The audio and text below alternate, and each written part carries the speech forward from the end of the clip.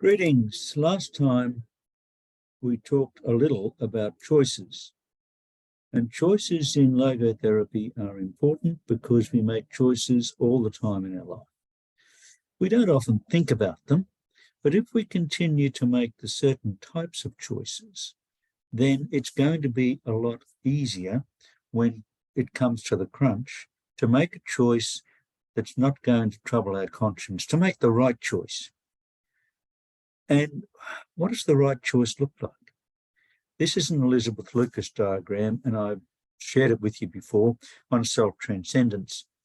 Intentions mobilized in the direction of me only. It suggests do not lead to meanings. I'm not sure about that. It might lead to a sort of meaning that we're not satisfied with. The sort of meaning that we will be satisfied with is one that looks outwards beyond the self. And to illustrate that point, I'm going to tell an Elizabeth Lucas story that I was reading only the other day. And it goes like this.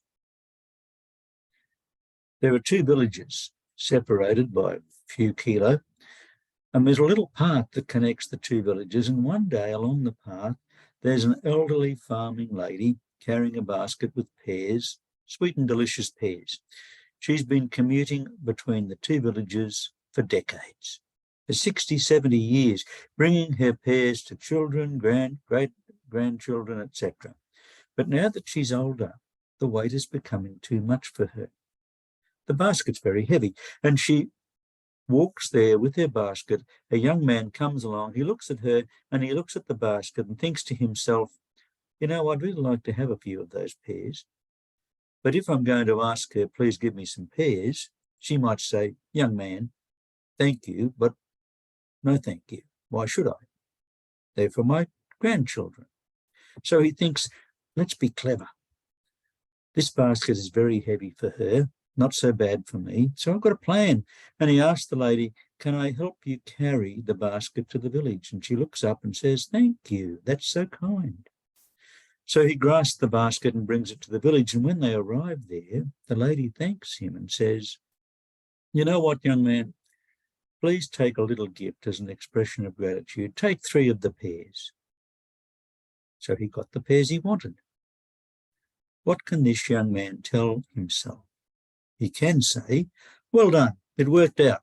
I had a deal, I had a tactic, a strategy, and it really worked out. It's also possible, however, that another young man in the same situation would think not about the pears, but about the old woman and her heavy load. Perhaps this other young man would be thinking, well, this is very heavy for her, and perhaps she's done this for a long time for her children and grandchildren. I think now's the time I can take over. And with this, he says, I see this is a heavy basket. Please, can I help you? Can I carry it for you? And once again, she replies in gratitude, thank you very much. Yes, please. And he brings the basket to the village. Now, as they arrive at the village, the lady says, thank you very much. And would you accept a gift of 3 of these pears? What will this young man say to himself? He won't say, well done. He will say, good that I was there. Good that I was there at this moment so I could help her. Now, if we think a little further, it is, of course, possible that the lady will not give a gift of gratitude, that she will just say, thank you very much, young man, you're very kind, and that's it. But in this case, the first young man will no longer be able to say, well done, good strategy. Rather, he's likely to say, I feel cheated. I was stupid. Why did I help her? She didn't give anything to me in return. That was a very bad deal. For the second young man, however, the situation is totally existentially different. Nobody and no one can take away the knowledge from him that it was good that he was there.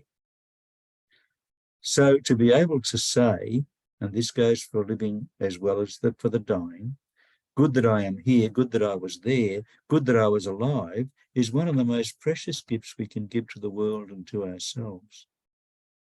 This gift also goes by another name, meaning. For personal meaning means, among other things, that without you, something worthwhile and valuable, such as a kind word and an act, wouldn't have come into existence and would be missing in the history of the world. There would be a gap where warmth, benevolence, and love could and really should be. Where your warmth, your love, your benevolence could and should lie. So, in this sense, if we get poorer, if we're walking around like beggars, and we get enormously rich if we are generous. Does this sound paradoxical? If life is a problem rather than mystery, yes. But if we view life as a mystery, something to be lived rather than a problem, then perhaps less so. And so you see, that's how Lucas explained the diagram. Self-transcendence is about the second young man. Thank you for listening.